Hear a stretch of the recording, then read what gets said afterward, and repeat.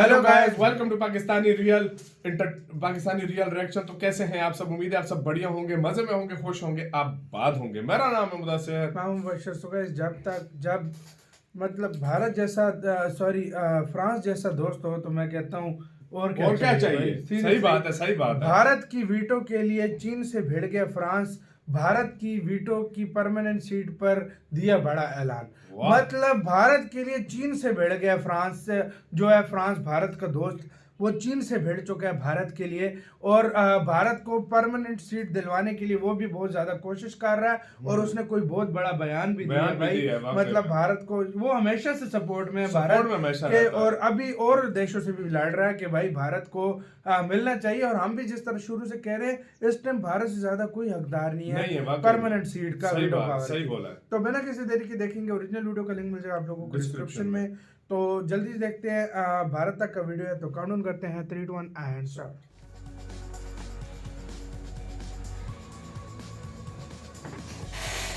संयुक्त राष्ट्र सुरक्षा परिषद में भारत की स्थायी सदस्यता के लिए सिर्फ भारत नहीं बल्कि कई और देश, खासकर भारत के साझेदार, भारत को संयुक्त राष्ट्र सुरक्षा परिषद में स्थायी सदस्य के तौर पर देखना चाहते हैं।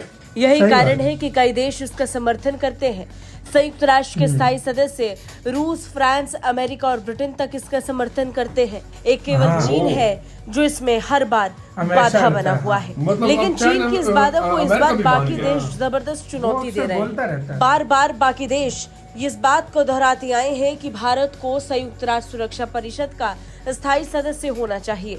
अब रूस के बाद फ्रांस फिर से भारत की स्थायी सदस्यता को लेकर खुलकर बोल रहा है। संयुक्त राष्ट्र सुरक्षा परिषद में फ्रांस ने अपने बयान में फिर से इस बात को दोहराया और अपना समर्थन भारत को दिया। सुरक्षा परिषद सुधार पर बोलते हुए फ्रांस ने फिर से अपनी स्थिति स्पष्ट कर दी है। फ्रांस ने दोहराया कि सुरक्षा परिषद के सुधार में उसकी स्थिति ऐतिहासिक और स्थिर है। फ्रांस ने कहा कि वो आश्वस्त है कि परिषद का विस्तार करना इसकी वैधता और प्रतिनिधिशीलता को मजबूत करने के लिए आवश्यक है। फ्रांस ने ये भी कहा कि सीरिया, यूक्रेन और मध्य पूर्व में लगातार आए संकटों ने केवल इस सुधार की तत्कालिकता को रेखांकित करने का काम किया है। यानी फ्रांस का मानना है कि यूनाइटेड नेशन सिक्योरिटी काउंसिल में बदलाव अब जल्द से जल्द होने चाहिए। बता दें, फ्रांस ने भारत का नाम लेकर बदलाव की मांग की। फ्रांस ने कहा कि हम स्थायी सदस्यों सहित अफ्रीका की मजबूत उपस्थिति का समर्थन करते हैं जो आवश्यक है। साथ ही परिषद में स्थायी सीट के लिए ग्रुप 4 यानी जर्मनी, भारत, जापान और ब्राजील की उम्मीदवारी का भी समर्थन किया है। फ्रांस ने कहा कि हमारी पहल के 2 उद्देश्य हैं। पहला कि सुरक्षा परिषद की वैधता को मजबूत करना है और अंतर्राष्ट्रीय शांति और सुरक्षा के रखरखाव में अपनी जिम्मेदारियों को पूरी तरह से संभालते हुए क्षमता को मजबूत करना है। फ्रांस ने कहा कि मौजूदा संकट के वक्त सुरक्षा परिषद में गतिरोध है जो हर दिन हमारी पहल की प्रासंगिकता को प्रदर्शित करता है। हम सभी राज्यों से चीजों को आगे बढ़ाने के लिए इस पहल का समर्थन करने का आह्वान करते हैं। बता दें, अब दुनिया भर के कई देश खुले तौर पर इस बात का समर्थन करते हैं कि यूनाइटेड नेशन सिक्योरिटी काउंसिल में बदलाव होने चाहिए, क्योंकि मौजूदा व्यवस्था के कारण दुनिया में फैले उत्पात का कोई समाधान नहीं निकाला जा रहा है। जब भी किसी देश का दूसरे देश के साथ किसी तरीके का गतिरोध होता है तो कोई तीसरा देश अपना खुला समर्थन किसी न किसी के पक्ष में देता है तो कोई और किसी न किसी के खिलाफ। इसी तरीके की व्यवस्था के बीच अब जरूरी है कि संयुक्त राष्ट्र सुरक्षा परिषद में बदलाव लाया जाए।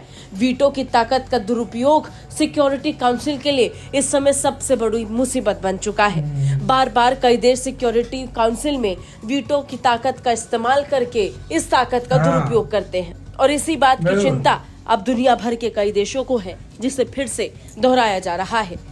ब्यूरो रिपोर्ट, भारत तक।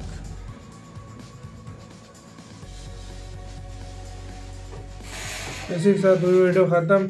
ये भारत वाली जबान बोला है फ्रांस भी। सही बात। भारत ने कुछ टाइम पहले बोला था कि आप लोग दुनिया में वॉर हो रहे हैं तो आप इस तरह ये मामला हल नहीं होगा, आपको यूएनएससी में बदलाव करने पड़ेंगे। और वही बात बोली है फ्रांस ने, और सबसे पहले प्रायोरिटी जिसने उस फ्रांस ने जिसको दी है वो भारत था।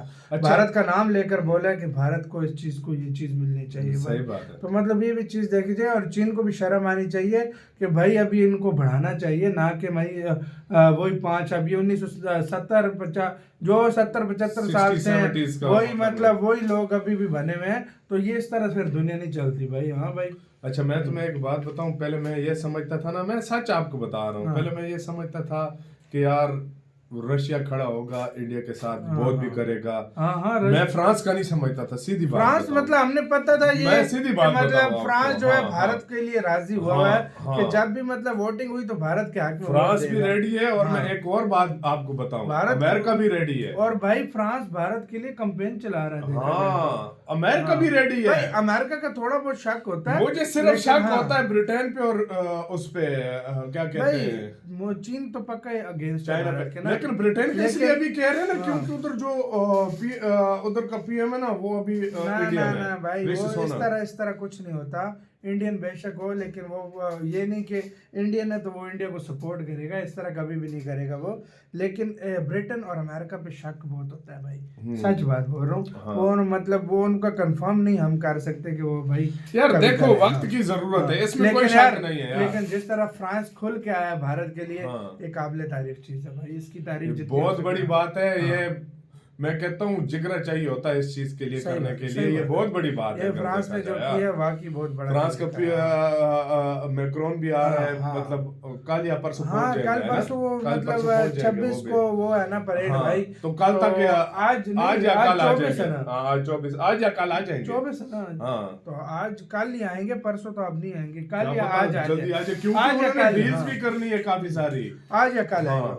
बिल्कुल। तो मेरी नजर में देखा जाए ये अच्छा स्टेप है और होना भी चाहिए।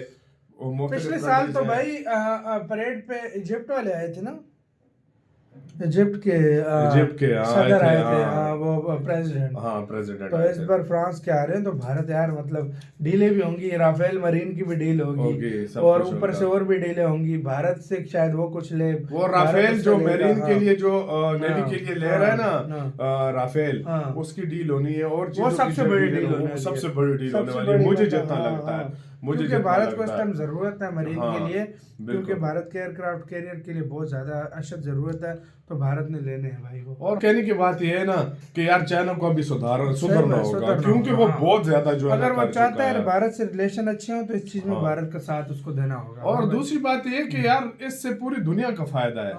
एक ये नहीं कि इंडिया का फायदा है या सारा कुछ, उस तरीके से फैसले हो ही नहीं पाते भाई इस वीटो के मामले में। अब 100 फिर देखो 170-80 देश जो एक तरफ अच्छा फैसला दे, वो उनकी तो फिर इज्जत ही नहीं होगी ना भाई। वो कह रहे हमारा क्या है। मैं फर्स्ट करो एग्जांपल देता हूँ, देखो फर्स्ट करो 150 देश एक तरफ हो और बाकी देश एक तरफ हो, ठीक है, और कोई वीटो कर दे तो फिर फायदा नहीं है ना। आपका क्या कहना है इसके ऊपर? अपने राय कमेंट सेक्शन में दें, आप क्या सोचते हैं। अपना बहुत ज्यादा ख्याल रखिएगा। तो